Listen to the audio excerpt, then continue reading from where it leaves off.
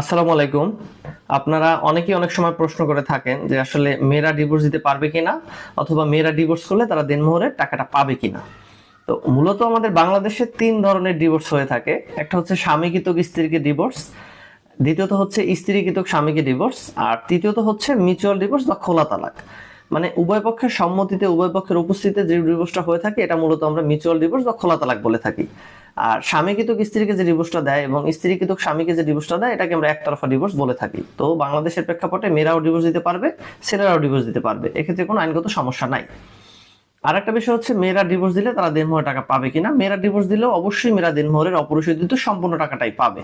কারণ divorce husband দিক অথবা ওয়াইফ দিক এটা কোনো বিষয় না, মেয়ের ডিভোর্স যেই করুক না কেন মেয়েরা দেনমোহরের টাকাটা অবশ্যই পাবে।